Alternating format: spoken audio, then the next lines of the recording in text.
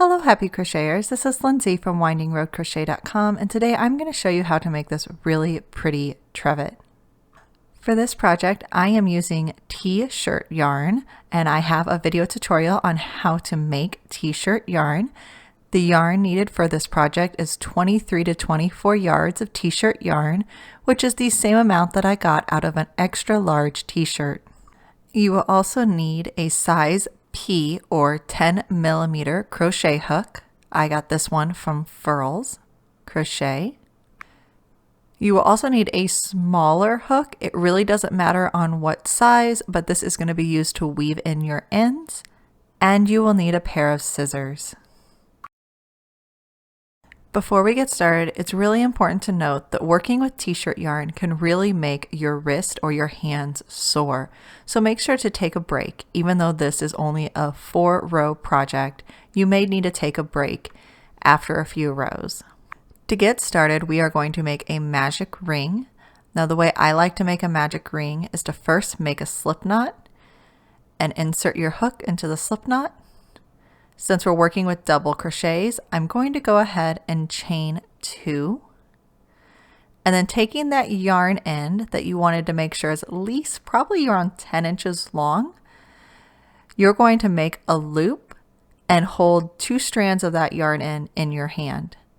Now when you double crochet, you're going to go into the magic circle, making sure you go underneath those 2 strands of yarn that I'm holding with my forefinger and my thumb. And then just complete your double crochet. And you can kind of see how it's a little tough to crochet with this type of yarn. So now what we're going to do is work a total of 12 double crochet into this magic circle or the magic ring. Just so you know, I do not count my turning chain as a stitch in this pattern. Once you have 12 double crochet worked, grab your yarn end and pull tight. It's going to take a little bit of effort, but you want to pull it as tight as you can. Once you have it pulled tight, you're simply going to slip stitch to the very first double crochet. And there you have round 1. For round 2, we are going to chain 1 and then lightly pull up on our loop because that will be our turning chain. And then we are going to work 2 double crochet into every stitch around. So we're going to work a double crochet into the first stitch and then a second double crochet into the first stitch. So our first row had a total of 12 double crochet. We're working 2 double crochet into every stitch. So at the end of row 2, you're going to have a total of 24 double crochet. So again, a second double crochet into that second stitch. And repeat this all the way around. So here I am at the end of round 2. I've worked a total of 24 double crochets and now I'm going to slip stitch to the very first double crochet. Now for round 3 we are going to chain 1 and a pull up on our loop to give us a little extra height. For this row we are going to work 1 double crochet into the first stitch followed by 2 double crochet in the following stitch. So our first stitch is 1 double crochet, and into the next stitch I will work 2 double crochets. So 1 and another double crochet into the same stitch, and we are just going to repeat this all the way around. So 1 double crochet followed by an increase. So to show you this again, we're just going to work a double crochet into the next stitch, followed by 2 double crochet into the following stitch, and we're simply repeating this all the way around. At the end of this row, you should have a total of 36 double crochet.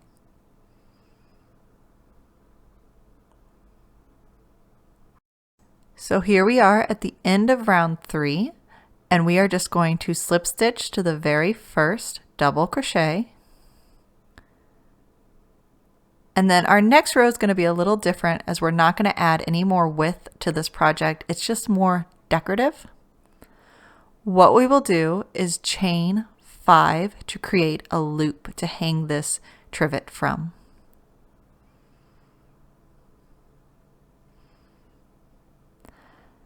Now we are going to skip 2 stitches. 1, 2, insert your hook into the 3rd stitch, and we're going to create a surface slip stitch. So you're going to pull up a loop and pull that loop through the loop on your hook. Go into the next stitch, yarn over, pull up a loop, and pull the loop through the loop on your hook. And you're going to be creating this slip stitch on the front of our project, and you're just going to slip stitch in every stitch around this row. So you will work a total of 34 slip stitches before we get back to the edge of our loop. And you want to make sure you work them a little loosely, because again, we aren't adding any stitches here. The slip stitches just add a nice decorative piece to our project. Once you've made it all the way back to the beginning of your row, we're going to complete this row by working a slip stitch into every one of the chains that we made at the beginning of the row. So you're going to insert your hook into a chain, yarn over, pull up a loop, yarn over, pull through the loop on your hook. You're going to do this a total of 5 times, once in every chain. This is going to thicken the chain and just make it look a little nicer. Once you slip stitch the very last chain, we can go ahead and fasten off our yarn.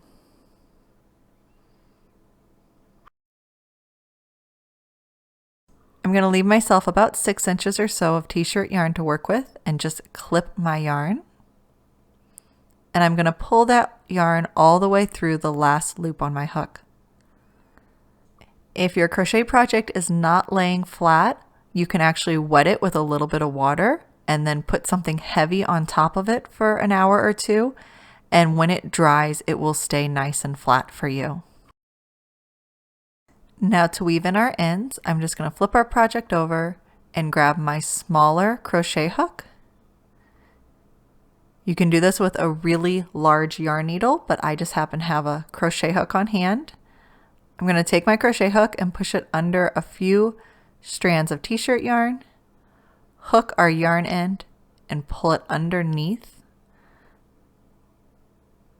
and then do the same, just pulling it under a few strands of yarn on the back of our work. You want to continue taking it under several stitches to help hold the yarn end in place.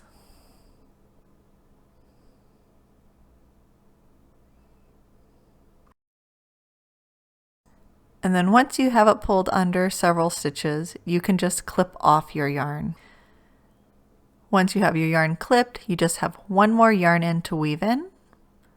At the top, you're just going to weave it back and forth a few of the stitches in here, and then your trivet is all done. The t-shirt yarn makes this a nice thick trivet, and it works really well. So I really hope you enjoyed this crochet pattern, and you'll check out some of my other crochet patterns on my channel. And as always, thank you so much for watching. If you enjoyed the tutorials, make sure to leave a comment, click the like button, and consider subscribing to the channel.